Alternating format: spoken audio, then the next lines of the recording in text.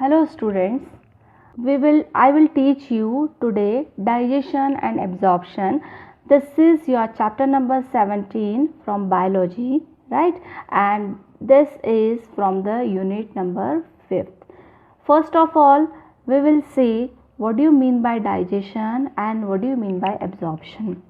मेरा सबसे पहले आप लोगों से क्वेश्चन है कि हम खाना क्यों खाते हैं, ऐसी क्या चीज़ खाने में प्रेजेंट होती है या हमें खाने की ज़रूरत क्यों होती है। तो सबसे पहले हमारा क्वेश्चन होता है कि फॉर एनर्जी, फॉर ग्रोथ और बॉडी में जो मेटाबॉलिक एक्टिविटी होती है उसको परफॉर्म करने के लिए, और बहुत सारी डिसीज़ जो होती है उसको, जो इन्फेक्शन होते हैं उससे अपने आप को प्रोटेक्शन करने के लिए हमारी बॉडी को स्ट्रेंथ की ज़रूरत होती है।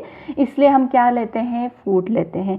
बट ऐसा फूड में क्या प्रेजेंट है जिसके कारण हमारी इतनी सारी जो रिक्वायरमेंट है वो फुलफ़िल हो जाती है। तो सबसे पहले आप ऑलरेडी अर्लियर क्लासेस में ये सब डिस्कस कर चुके हैं, बट अब हम यहाँ पे टर्न बाय टर्न शॉर्टली थोड़ा सा देख लेते हैं कि जनरली फूड में ऐसी क्या चीज़ प्रेजेंट होती है जो हमारी ग्रोथ को, हमारी एनर्जी प्रोवाइड करती है, हमारी मेटाबॉलिक एक्टिविटी को एक्टिवेट करती है। तो टर्न बाय टर्न हम एक एक कंपोनेंट क्या करते हैं, डिस्कस कर लेते हैं, राइट।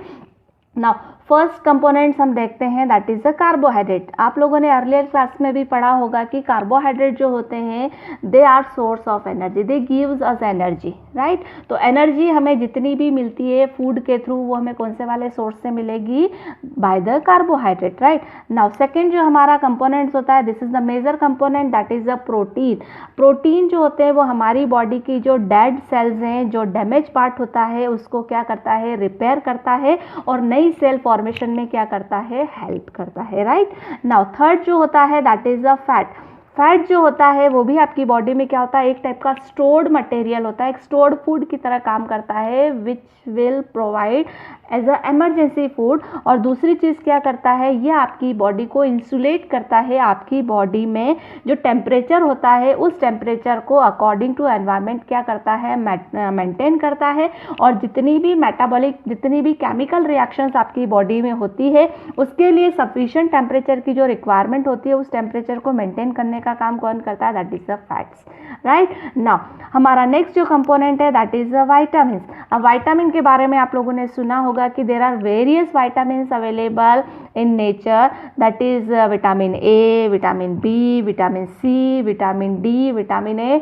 बहुत सारे विटामिन के टाइप्स हैं और अलग अलग विटामिन की डिफिशियंसी से क्या होती है, अलग अलग डिसीज होती है, राइट। जैसे हमने बोला है कि विटामिन ए से क्या होती है, आंखों की रोशनी, हमें ब्लाइंडनेस, कलर ब्लाइंडनेस शो होती है। विटामिन सी से कौन सी डिसीज होती है, दैट इज स्कर्वी डिसीज होती है, राइट। विटामिन डी हमें कहाँ से मिलता है, सन की जो लाइट आती है वहाँ से मिलता है। इसका अलावा जो कि हमारी बोन्स को क्या करता है, स्ट्रॉन्ग करता है, राइट। तो इसका मतलब है कि विटामिन की आपकी फूड में क्वांटिटी बहुत कम होती है। सबसे माइन्यूट जो कंपोनेंट आपके फूड में अवेलेबल होता है that is vitamin. But vitamin की थोड़ी सी कमी होने के बाद भी आपको क्या हो जाती है, बहुत सारी डिसीज़ हो सकती है, डिफिशियंसी के कारण बहुत सारी डिसीज़ का सामना करना पड़ता है, right. Now our next component that is the minerals. अब आपको मैं मिनरल के बात बता दूं कि मिनरल जो होते हैं ये एक टाइप के क्या होते हैं, ऑर्गेनिक सब्सटेंस होते हैं। हमने जो ऊपर पढ़े हैं कार्बोहाइड्रेट है, प्रोटीन है, फैट्स है, विटामिन है, ये सारे के सारे जो होते हैं वो कौन सी वाली कैटेगरी में आते हैं, that is a organic compound. और ऑर्गेनिक कंपाउंड का मीनिंग यही होता है कि अगर आप ऑर्गेनिक कंपाउंड का फॉर्मूला देखते हैं तो उसमें आपको सबसे मेजर कंपोनेंट जो दिखेगा element, that should be carbon. Second major component जो ऑर्गेनिक के लिए रिक्वायर्ड होता है दैट इज हाइड्रोजन, राइट। तो अगर मैंने बोला कि ऑर्गेनिक कंपाउंड में है तो सबसे पहले आपको उसकी इसेंशियलिटी क्या देखना, उसके फॉर्मूले में क्या होना चाहिए, carbon is essential, right. Second जो कंपल्शन है दैट इज हाइड्रोजन। अगर कार्बन और हाइड्रोजन उसके फॉर्मूले में अवेलेबल है तो आप समझ लीजिए कि वो ऑर्गेनिक कंपाउंड है। बट अगर उसमें इन दोनों में से कोई एक मिसिंग है तो समझ लीजिए कि वो ऑर्गेनिक नहीं है, वो कौन सी वाली कैटेगरी में आएगा, इनऑर्गेनिक में। और आप लोगों ने ये केमिस्ट्री में ऑलरेडी पढ़ा होगा, राइट। एक एग्जाम्पल मैं आप लोगों को देती हूँ। जैसे मैंने बोला एग्जाम्पल यहाँ पर मैं लिख रही हूँ कि सपोज करिए CO2। CO2 में कार्बन है, ऑक्सीजन है, but there is no hydrogen, right. Another one अगर हम देखते हैं तो एग्जाम्पल मैं लेती हूँ दैट इज H2O। H2O जो होता है, अगर मैं इसमें भी देखती हूँ तो H2O में क्या है, कार्बन इज मिसिंग, तो H2O is a formula of water. इसका मतलब है कि H2O भी कौन सी वाली कैटेगरी में नहीं आएगा, ऑर्गेनिक कंपाउंड की कैटेगरी में नहीं आएगा। और इसका मतलब ये है कि ऑर्गेनिक कंपाउंड का अगर मैं फॉर्मूला आपको देखूँ तो सपोज करिए मैंने आपका यहाँ फॉर्मूला लिखा है C6H12O6, ठीक है। अब ये वाला फॉर्मूला जो मैंने लिखा है, इस फॉर्मूले में आपकी जो रूल्स है ऑर्गेनिक कंपाउंड के लिए, जो कंडीशन है वो सारी फुलफिल हो रही है। इसका मतलब क्या हुआ कि इसमें आपका कार्बन भी प्रेजेंट है, और दूसरा इसेंशियल एलिमेंट क्या है, नंबर कितने भी हो सकते हैं बट दूसरा जो इसेंशियल एलिमेंट है वो क्या है, हाइड्रोजन भी है, और तीसरा मोस्ट इसेंशियल एलिमेंट होता है that is oxygen, right. But in दोनों की प्रेजेंस होना बहुत ज़रूरी होता है, और जिसके भी फॉर्मूले में कार्बन और हाइड्रोजन आता है वो सारे के सारे जो होते हैं वो कौन सी वाली कैटेगरी में आएंगे, that is in case of organic compound. तो यहाँ पर जो हमने ऊपर लिखे हैं कौन कौन से वाले, that is carbohydrate, protein, fat and vitamin. इनका फॉर्मूला अगर आप स्ट्रक्चरल फॉर्मूला आप निकालते हैं तो इनमें सब के सब में क्या होता है, कार्बन और हाइड्रोजन एलिमेंट क्या होता है, कंपल्सरी प्रेजेंट होता है, that's why it is considered as a organic compound. But in case of minerals and water का फॉर्मूला मैंने आपको बताया ही है, H2O, there is no carbon, और अगर कार्बन नहीं है तो वो कौन सी वाली कैटेगरी में आएगा, इनऑर्गेनिक सब्सटेंस, राइट। अब मिनरल्स की बात करते हैं तो आपकी बॉडी में बहुत सारे एलिमेंट्स होते हैं, like calcium, like magnesium, like sulphur, like phosphorus. तो ये सारे जो एलिमेंट्स होते हैं वो सारे भी किसमें कौन सी कैटेगरी में आते हैं, मिनरल्स की कैटेगरी में आते हैं, और यही मिनरल्स जो है आपकी बॉडी की केमिकल रिएक्शन, मेटाबॉलिक एक्टिविटी को परफॉर्म करने में क्या करते हैं, हेल्पफुल होते हैं। तो यहाँ पर मैंने आपको बताया कि फूड कंपोनेंट में कार्बोहाइड्रेट, प्रोटीन, फैट्स, विटामिन जो होते हैं वो कौन सी कैटेगरी में आते हैं, ऑर्गेनिक कैटेगरी में, और ऑर्गेनिक में क्यों आते हैं ये भी मैंने आपको कंक्लूजन बता दिया। और दूसरा मिनरल्स और वाटर जो होते हैं वो कौन सी वाली कैटेगरी में आते हैं, इनऑर्गेनिक में आते हैं, राइट।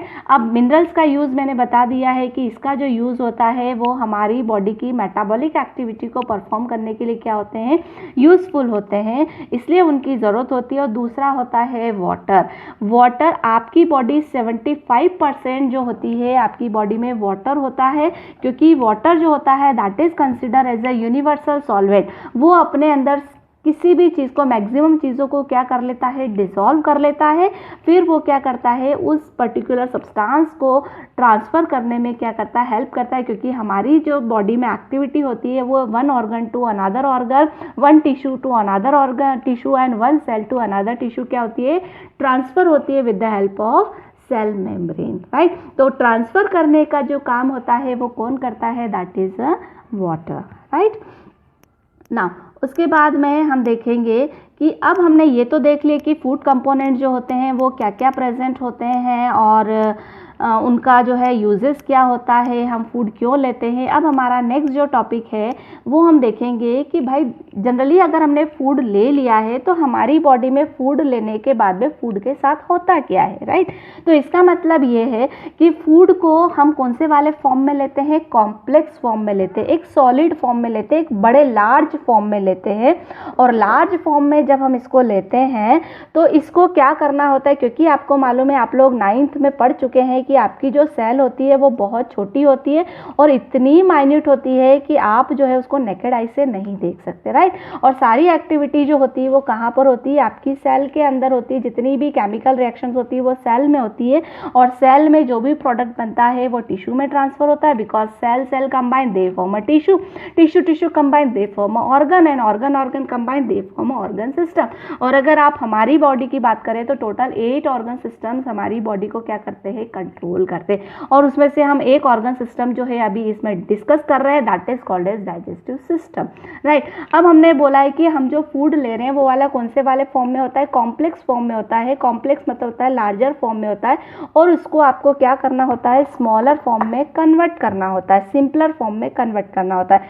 तो एक चीज़ मैं आपको बता दूं, जो आपने कार्बोहाइड्रेट यहाँ पर लिया है, कार्बोहाइड्रेट जो होता है उसकी मोनोमर यूनिट होती है ग्लूकोज। तो अगर मैं कार्बोहाइड्रेट की बात करती हूँ तो that is polysaccharide, poly molecule होता है जिसमें बहुत सारी यूनिट आपस में कंबाइन होकर लार्ज मॉलिक्यूल बनाती है, राइट। तो लार्ज मॉलिक्यूल को ब्रेक करने की ज़रूरत होती है और वो जब तक ब्रेक होता है तब तक क्या करता है, उसकी सारी की सारी स्मॉल यूनिट, जैसे मैंने बोला है कि अगर एक वॉल बनी हुई है तो जो वॉल है वो सारी क्या है, पूरी एक टाइप की कंबाइंड फॉर्म में है, और वॉल में क्या है, बहुत सारी ईंटें लगी हुई, बहुत सारी ब्रिक्स लगी हुई है, राइट। अगर इस वॉल में से मुझे सारी ब्रिक्स को अलग करना है या ये बताना है कि इस वॉल को तोड़ के मुझे कहीं और लेके जाना है, तो सबसे पहले मुझे इस वॉल को ब्रेक करना पड़ेगा। और इस वॉल में जितनी भी ब्रिक्स लगी हुई है उन सब ब्रिक्स को मैंने क्या बोला, जब सारी ब्रिक्स कंबाइनली होती है तो हमने इसको क्या बोला है कि ये जो वॉल है एक ब्रिक्स का कॉम्प्लेक्स फॉर्म,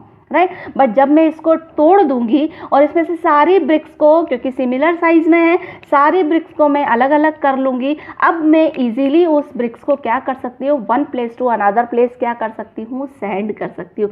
तो सेम इज हमारी बॉडी में जो फूड का डाइजेशन होता है वो इसी फॉर्म में होता है कि जितने भी कॉम्प्लेक्स ऑर्गेनिक मॉलिक्यूल होते हैं, डाइजेशन की प्रोसेस से उनको सिंपलर मोनोमर यूनिट में क्या किया जाता है, ब्रेक किया जाता है with the help of some chemicals, with the help of some process. This is called as digestion. यहाँ पर सामने आप लोगों के सामने डेफिनेशन लिखी हुई है, तो मेरा सबको समझ में आ गया होगा। जैसे कार्बोहाइड्रेट है वो एक कॉम्प्लेक्स मॉलिक्यूल है, प्रोटीन एक टाइप का कॉम्प्लेक्स मॉलिक्यूल है, फैट्स, विटामिन, मिनरल और वाटर जो होते हैं वो सिंपलेस्ट होते हैं, उनका कोई डाइजेशन नहीं होता है। बट ऊपर जो हमने 4 पढ़े हैं, मिनरल जो होते हैं वो सिंपलर होते हैं, उनका डाइजेशन नहीं होता, उनको ब्रेक करने की ज़रूरत नहीं होती है, वो ऑटोमेटिकली ईजिली क्या होते हैं, ट्रांसफ़र हो जाते हैं।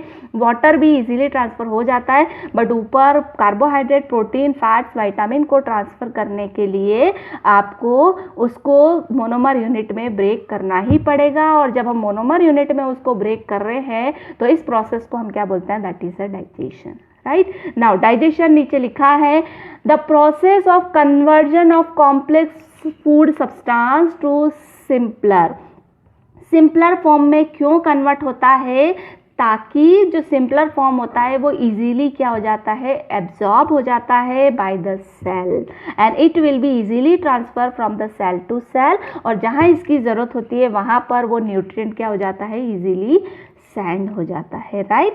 नाउ अब हम देखेंगे कि हमने डाइजेशन देख लिया, डाइजेशन का मीनिंग ही, अगर इन शॉर्ट अगर आपको डेफिनेशन लिखना है तो आप बोल सकते हैं digestion breakdown of complex food into simpler and simple food easily absorbed. This process is called as digestion. Clear. Now अब हम देखते हैं ह्यूमन, क्योंकि हमें 11th में आप लोगों को ह्यूमन जियोलॉजी का पार्ट है और इसमें आपको सिर्फ ह्यूमन से रिलेटेड सारी चीज़ें पढ़ना है। तो यहाँ पर हम पढ़ेंगे कि ह्यूमन का जो डाइजेस्टिव सिस्टम होता है वो क्या होता है, ह्यूमन एक्चुअली फूड को कैसे डाइजेस्ट करता है, उसके बाद में जब छोटे छोटे पार्ट्स में फूड ब्रेक डाउन हो जाता है तो वो हमारे ब्लड में कैसे पहुँचता है, ब्लड से वो डिफरेंट सेल तक कैसे पहुँचता है, और बचा हुआ जो मॉलिक्यूल जो हमारी एलिमेंट्री कैनाल में रह जाता है वो बॉडी के बाहर कैसे रिलीज होता है, राइट। तो यहाँ पर अब हमारा नेक्स्ट टॉपिक जो है वो हम यही पढ़ेंगे, that is a human digestive system. इसका मतलब है कि ह्यूमन में जो हम फूड लेते हैं उसका डाइजेशन कैसे होता है। तो अब हम टर्न बाय टर्न देखते हैं। एक चीज़ मैं आपको एक फ्लो चार्ट आपके सामने लेके आऊँगी ताकि आप लोगों को समझ में आए कि जनरली डाइजेशन जो होता है वो कैसा होता है, ठीक है। अब ह्यूमन डाइजेस्टिव सिस्टम की अगर हम बात करें तो आप लोगों को ये कॉपी में एक फ्लो चार्ट दिख रहा है कि ह्यूमन डाइजेस्टिव सिस्टम जो होता है वो 2 पार्ट का बना हुआ रहता है। एक जो होती है वो होती है एलिमेंट्री कैनाल, में भी आपको ये थोड़ा सा नहीं दिख रहा होगा, एलिमेंट्री कैनाल है, और दूसरा जो एसोसिएट होता है वो होती है ग्लैंड्स, राइट। अब एलिमेंट्री कैनाल वाला पार्ट क्या होता है और ग्लैंड्स क्या उसमें सपोर्ट करती है, तो मैं आपको ये बता दूं कि एलिमेंट्री कैनाल जो होती है डाइजेस्टिव सिस्टम के डिफरेंट पार्ट होते हैं जो डाइजेशन, एब्जॉर्प्शन, एसिमिलेशन और इजेशन प्रोसेस को क्या करते हैं, परफॉर्म करते हैं। अब डाइजेशन मीन्स व्हाट, हमने देखा है कॉम्प्लेक्स फूड ब्रेकडाउन होता है सिंपलर फूड में। उसके बाद में दूसरा होता है एब्जॉर्प्शन, एलिमेंट्री कैनाल में जब फूड डाइजेस्ट हो जाता है बाय द डिफरेंट केमिकल, अभी हम पढ़ेंगे, और उसके बाद में वो कहाँ पर पहुँचता है, ब्लड में पहुँचता है। तो this process is called as absorption. ठीक है, अब एब्जॉर्प्शन कहाँ जाता है, ब्लड में जाता है। ब्लड क्या करता है, अलग अलग न्यूट्रिएंट को अलग अलग रिक्वायरमेंट के अकॉर्डिंग कहाँ भेजता है, उनकी जहाँ पर जो रिक्वायरमेंट होती है वहाँ पर भेजता है, that is called as assimilation, right. Assimilation होने के बाद में आपकी जो एलिमेंट्री कैनाल है, ये जो पार्ट है, इसमें आपका अनडाइजेस्टेड फूड वेस्ट मटेरियल क्या हो जाता है, रह जाता है, useful substance absorb by the blood, और रिमेनिंग जो वेस्ट मटेरियल होता है वो मटेरियल आपकी जो एनल वाला पार्ट होता है वहाँ से क्या कर दिया जाता है, इजेक्ट आउट कर दिया जाता है, राइट। अब ये सारी जो प्रोसेस है जो हमने बोला है दैट इज द डाइजेशन। सबसे पहले होता है इंजेशन। अगर डाइजेस्टिव सिस्टम की आप 5 प्रोसेस पढ़ोगे, first is ingestion. Ingestion means what, food को बॉडी के अंदर लेना, taking food with the help of our hand inside your mouth is called as ingestion, right। Second process हम पढ़ेंगे digestion, break down of complex organic material into simple, that is called as digestion. कहाँ होता है वो भी मैं आपको बताऊंगी। तीसरा हम पढ़ेंगे एब्जॉर्प्शन। भाई फूड डाइजेस्ट हो गया है, अब हम एब्जॉर्प्शन कहाँ होता है ये हम पढ़ेंगे, किसमें, एब्जॉर्प्शन वाली प्रोसेस कहाँ होता है ये भी मैं आपको बताऊंगी।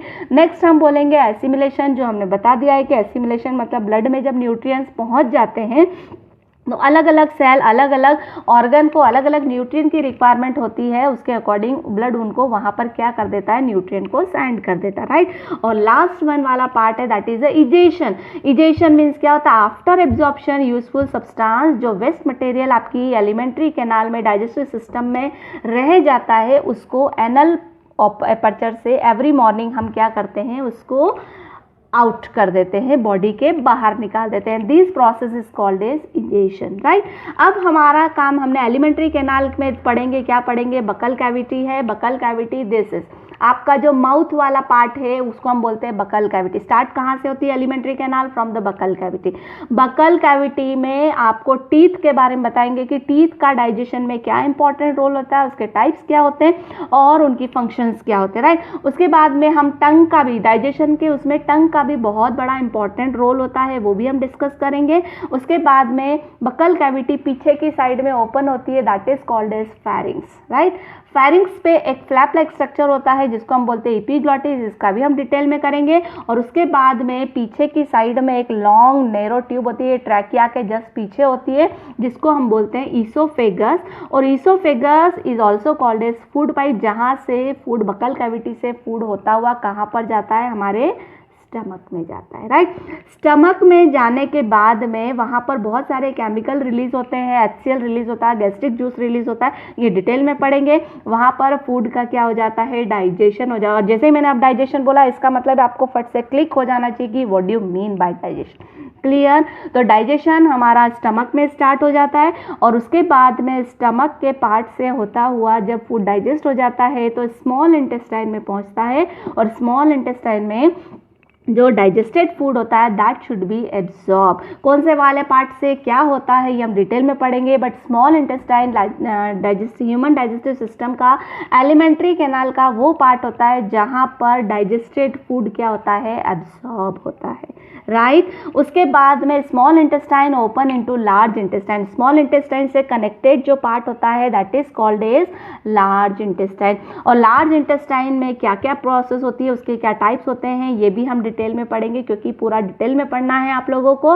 और लास्ट में हम क्या पढ़ेंगे, लार्ज इंटेस्टाइन में जो वेस्ट मटेरियल जो आफ्टर एब्जॉर्प्शन बच जाता है वो एनल के थ्रू क्या कर दिया जाता है, out of the body eject कर दिया जाता है, ठीक है। इसके साथ में हम डिस्कस करेंगे हमारी बॉडी में बहुत सारी ग्लैंड्स होती है, बट ये 3 मेन ग्लैंड होती है जो डाइजेशन में क्या करती है, हेल्प करती है। सबसे पहले हम पढ़ेंगे सलाइवरी ग्लैंड। आपके माउथ में जो सलाइवा फॉर्म होता है और वो भी फूड के डाइजेशन के लिए बहुत ज़रूरी होता है, तो सलाइवरी ग्लैंड जो है वो बकल कैविटी में प्रेजेंट होती है, और बकल कैविटी में प्रेजेंट होने के साथ में क्या सिक्रेट करती है, सलाइवा जो डाइजेशन के लिए हेल्पफुल है, उसमें क्या केमिकल है ये हम डिटेल में पढ़ेंगे ना। दूसरी ग्लैंड होती है लीवर। लीवर जो होती है आपके लिए एक ऑब्जेक्टिव आता है कि जितनी भी बॉडी में ग्लैंड्स होती है, liver is the largest gland. Liver is the largest gland of body. और लीवर जो है वो एक बाइल जूस सिक्रेट करता है, उसका क्या फंक्शन है वो भी हम देखेंगे, कैसे करता है वो भी हम दिखेंगे। बट अभी जनरली यही देखना है कि हमें टोटल डाइजेशन में 3 ग्लैंड डिस्कस करना है, सलाइवरी ग्लैंड, सेकेंड है liver and third is pancreatic gland, this is a pancreas. तो ये 3 ग्लैंड हम देखेंगे कि इनमें जो 3 ग्लैंड से जो सिक्रीशन होता है और इन सिक्रीशन में कौन कौन से केमिकल, कौन कौन से एंजाइम्स, कौन कौन से सब्सटेंस प्रेजेंट होते हैं जो कॉम्प्लेक्स फूड को सिंपलर फॉर्म में कन्वर्ट करने के लिए क्या होते हैं, इसेंशियल होते हैं, राइट। तो आज मैं अपना जो टॉपिक है इसका जो डिटेल फॉर्म है, इसका पूरा डिटेल जो है वो हम नेक्स्ट वीडियो में कंटिन्यू करेंगे। बट आई होप कि इतना आपको पार्ट समझ में आ गया होगा। ओके।